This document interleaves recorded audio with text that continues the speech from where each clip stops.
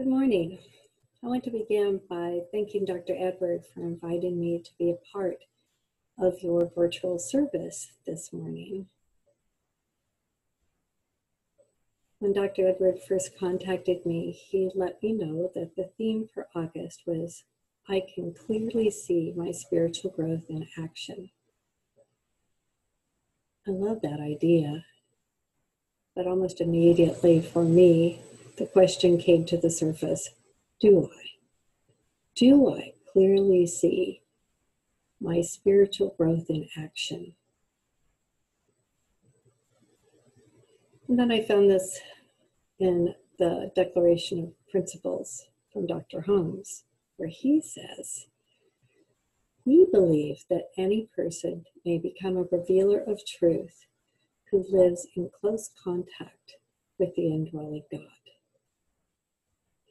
And so then my question got to be, so how close is my connection to the indwelling God?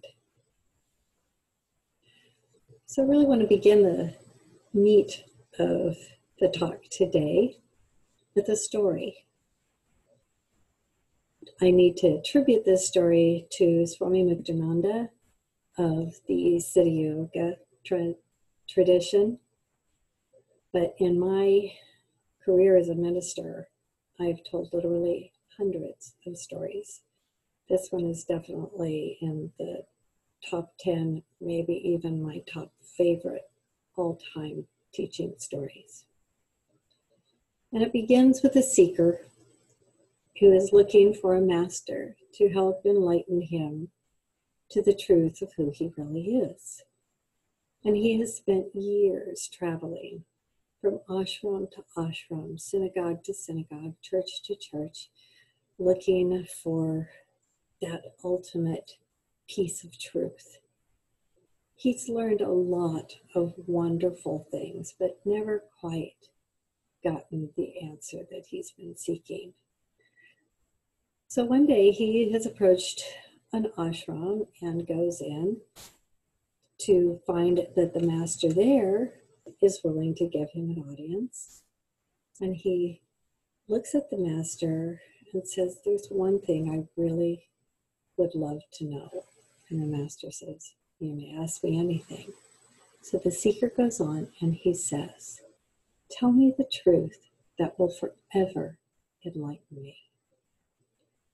And the master barely takes another breath and he smiles and he says, here it is. God is all there is. Just as water solidifies to become ice, so God solidifies to become all of its creations. The air, the trees, the water, the land. It's all one. Everything is God. You are God. And he smiles. The seeker looks at him and says, that can't be all. And the master, still smiling, says, it's all I have. If you want more, you will need to go elsewhere. So the seeker moves on. And in his travels, he eventually hears of another master in another ashram who will very likely be able to tell him what he wants to know. But it is a long journey. He's advised it's not an easy journey. You need to climb the mountain. The ashram's at the top. Just do whatever the master says, and you'll get your answer. So I want to stop here for just a second, because there's always the path, the traveling, the getting to the place, and the instruction of you need to get there, and then you need to listen to the master and apply whatever it is he says to your life immediately. And I know how many times I've heard great and inspiring words and then just went on and did my life the way I'd always done it and not seeing a lot of effect. So it's important information. and information that we need to take to heart. If we're going to make these journeys, these spiritual quests, then we also need to be ready to listen.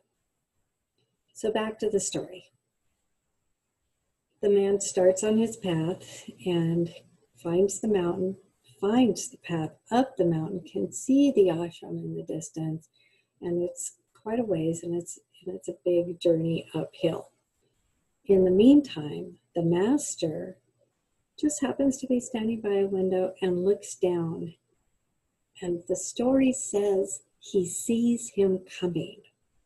So I want to stop the story again for just a second, because again, the path, is this easy? This doesn't look easy. This is a high hill and he must climb, but whenever a path leads you upwards, it's a signal that we're moving from one level of consciousness to another. So that's important. He is ready. He is moving, and how ready he is, that's up to the master, but he's ready to go to that next level. The master, in the meantime, is looking out the window and he sees him coming. A statement like that in almost all teaching stories means not just that he sees that someone is coming up the path to the ashram, but that he sees him. He sees the truth about him. He sees the depth of him. He sees the questions within him and the answers. So back to the story. The man ascends the mountain, goes into the ashram, and is invited in to have an interview with the master. And so he comes and he bows to the master, and the master says, "What can I do for you?" And the seeker looks at him and says, "Tell me the truth that will forever enlighten me." And the master smiles and he says very gently, "Oh, I would be more than happy to do that. But before I do, you need to work for me for 12 years. Well, the seeker is a little taken aback, but at the same time, 12 years, enlightenment forever, it's not that bad. So he says, "Sure, I'll do it. I'll work for you, 12 years. What do you want me to do?"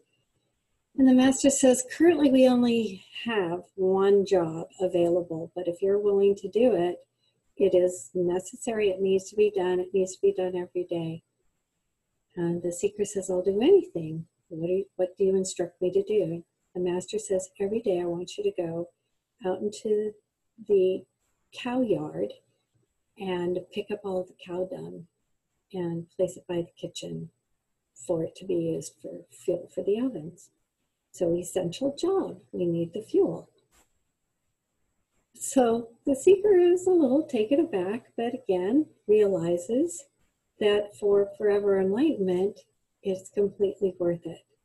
So the very next morning, after morning prayers and breakfast, he goes to the cow yard and begins to pick up cow dung, carry it to the kitchen, pile it, and he does that back and forth all day, every day, for 12 years and 3 days. Sometime during that third day, he realizes that he has completed his agreement. So he goes to the master. The master invites him in and says, "What can I do for you?" And he says, "My 12 years are over. Tell me the truth that will forever set me free." And the master smiles, and with great love and compassion, he says, "God is all there is. Just as water solidifies to become ice, so God solidifies to become all of its creations, the air, the trees, the water, the land. It's all one. Everything is God. You are God." Well, the seeker feels this deep, penetrating truth and stands in absolute awe And after a couple of moments of this sublime, blissful experience, he turns to the master and he thanks him over and over and over again. And he begins to leave. Because he stops right at the door and he turns and he asks the master, "Can I ask you just one more thing?" And the master says, "Of course, ask me anything." And the seeker says, "That is exactly what I was told 12 years ago by that other guru." And the master says, "Well, of course it is. The divine truth has not changed in 12 years. And the seeker says, "But why did I have to pick up cow dung for 12 years before I understood?" And the master again smiles and says, "Because you were stupid." That's the end of the story. I remember the first time I heard it thinking, okay, I'm really tired of being stupid, not living in the close contact with the indwelling God. But maybe I'm not stupid, so what am I? And I began to work with words like ignorant, which means lacking in awareness, or not being aware that something is there, no matter how obvious it might be. The other word that I played with was ignorant, which to me meant something, or I just did ignorant. The other word I played with was ignore. And what I realized that ignore means not paying attention. And I know for myself, when I was first entering into ministry, someone asked me when I had originally heard the call. And my very quick answer was, when did I first hear it, or when did I stop ignoring it? So to ignore, to not pay attention, to be ignorant, to be unaware of what is true right there before you, somewhere in between those two things, I began to recognize that I want to stop being ignorant and I want to stop ignoring. I have a good friend, Reverend Angelica Jane, who is the minister up in Eureka. And several years ago, she, and I think with her husband Tag, created this amazing idea of shopping for enlightenment. And they created a catalog, and it was called the Whole Universe Catalog. It was kind of a spoof on all of the things, the implements that you were able to purchase to help you on your spiritual journey and to make you feel more centered and all of those things. But theirs was amazingly metaphysical. And there was one thing in it that I would have loved to have been able to buy. And they called it the Inner Voice Amplifier. Now, most of you listening today already know that there is this divine inner voice that is speaking to us, and it is speaking to us all the time. It is who we truly are, this inner divine being. But all too often, we ignore it, which is the same as it not talking at all. So, if not our inner voice, what are we listening to these days? For me, there's some old parental programming. There is social networking and the ideas of a lot of people. There's the news. And I think that list goes on and on and on. The unfortunate thing is that those voices tend to be really loud and tend to screen out everything else. So our job becomes, how do we screen them out? One of the things that the inner voice amplifier could do was just that. It would amplify your inner voice, screen out the other voices that are competing for our attention. It taps into our own storehouse of divine wisdom. And when we ask it questions, we get answers that we can truly trust. What a wonderful tool to have. I began thinking about it, and I recognize now, as I'm sure most of you do, that we do have this already within us. It's time to differentiate between our inner voice and the voice of our ego. Now, don't get me wrong, I get it. The ego is really important. It's our decision maker, it's our chooser, but also lying in there is this huge amount of just chatter, creating monkey mind. So that's the part of the ego I want to differentiate from the truth. Because if I ask my ego stuff, my ego self questions, I'll get answers, but they often don't make me feel comfortable or right. When I ask my inner voice, I always get great, trustworthy answers. So the question for me becomes, how? How do I know which is my inner voice, the voice of God within me, my highest wisdom self? How do I know that that's the voice that's talking to me? I remember when I was a child, the very second movie I ever saw was Disney's animated Pinocchio. And in it, Jiminy Cricket sings a wonderful song in which he says, "Let your conscience be your guide." But all too often, I think we are mistaking our ego for our inner voice.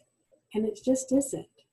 And often the ego, part of what you can tell, this is your ego voice, it tends to judge, it tends to belittle, it tends to scold.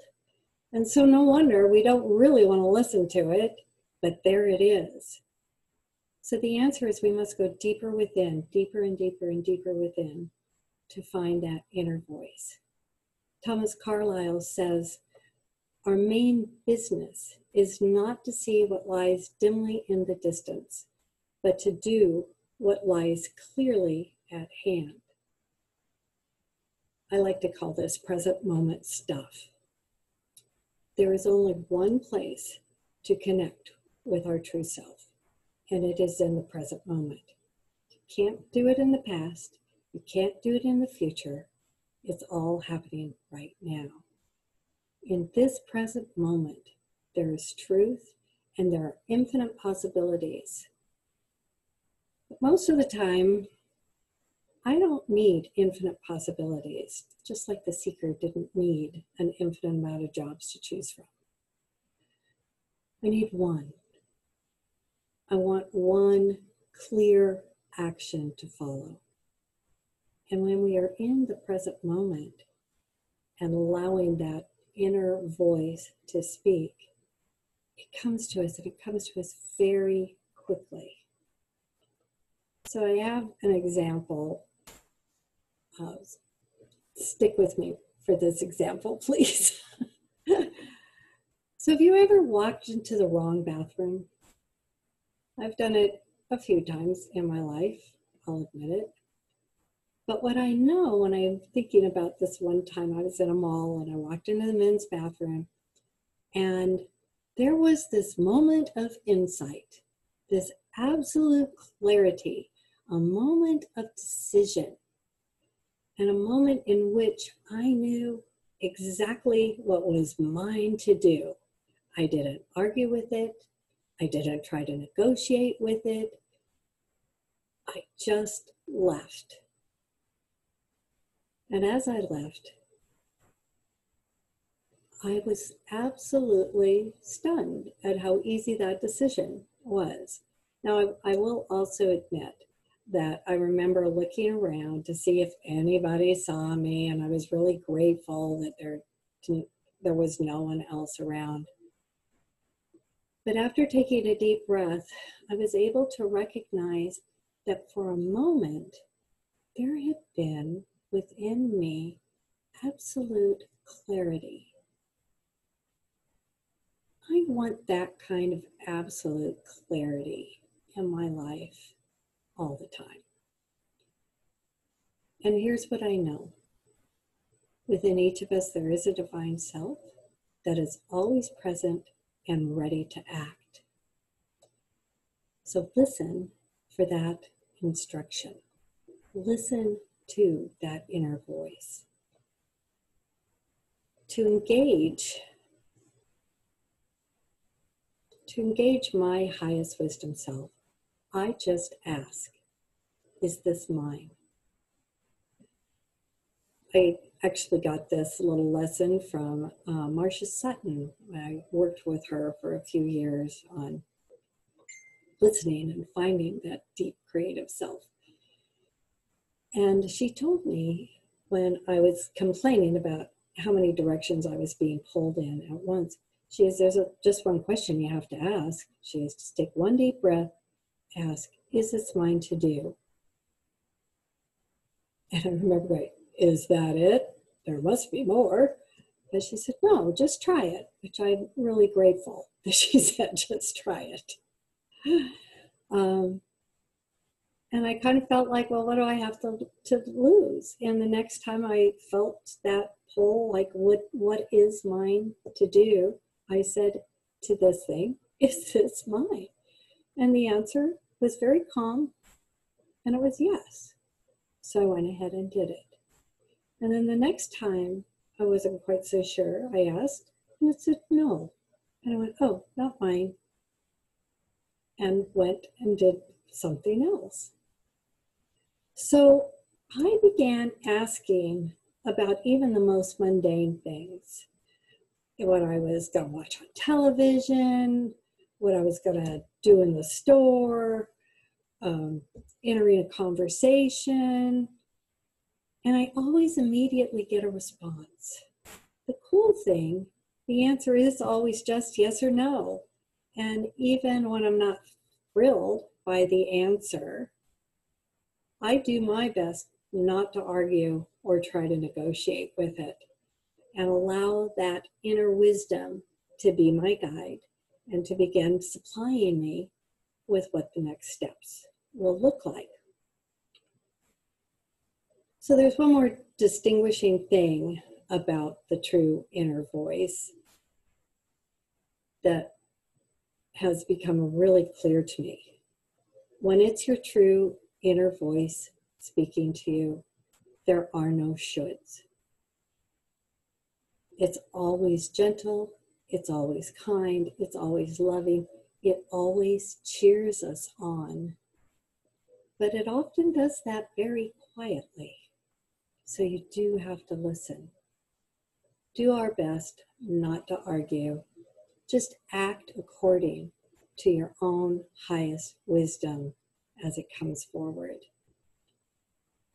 Do your best to remember, I am guided by the same intelligence and inspired by the same imagination, which scatters the moonbeams across the waves and holds the forces of nature in its grasp. That's Dr. Holmes again. I guess I can button this up with, there's one thing here. Remember who you are. Remember who you truly are. Remember who they are. Remember who they truly are. Remember, everything is God. You are God. And so let's ground that with a spiritual mind treatment. So if you'd like, you can close your eyes or use what I like. It's called soft eyes, which is sort of just almost closed.